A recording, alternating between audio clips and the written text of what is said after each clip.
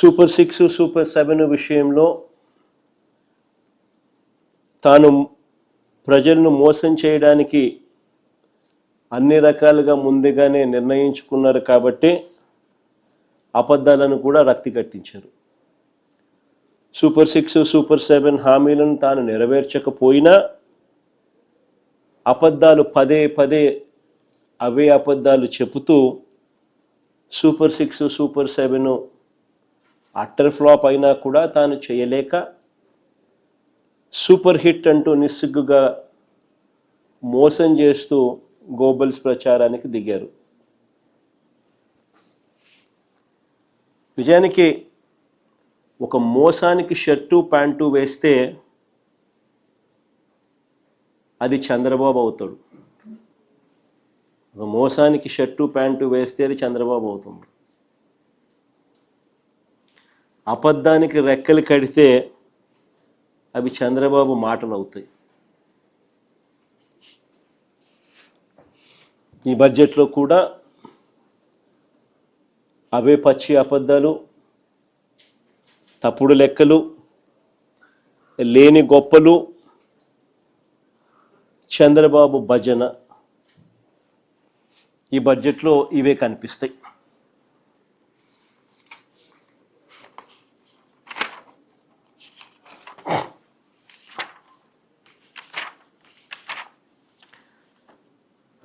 ఈ బడ్జెట్లో చంద్రబాబు చేసిన అంకెల గారడీకి సంబంధించిన కొన్ని వాస్తవాలు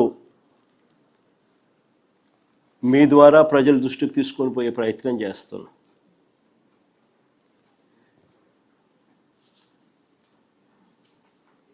రాష్ట్ర ప్రగతి గురించి,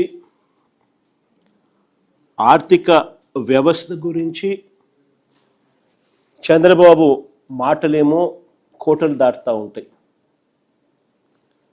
కానీ వాస్తవ లెక్కలు చూస్తే మాత్రం అవి గడప కూడా దాటని పరిస్థితులే కనిపిస్తాయి.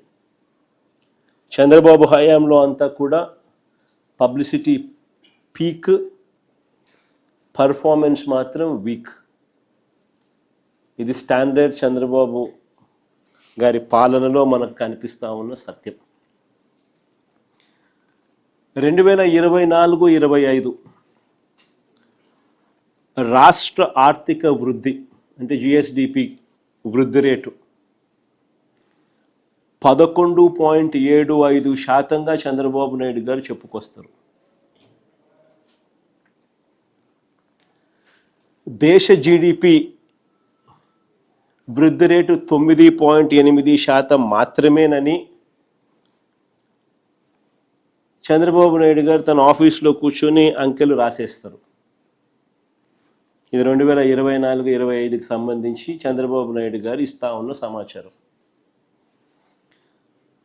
సిమిలర్లీ అంతేకాదు 2025-26కు సంబంధించి రాష్ట్రంలో జిఎస్డిపి గ్రోత్ రేటు 10.75% గ్రోత్గా గొప్పలు చెప్పుకుంటారు.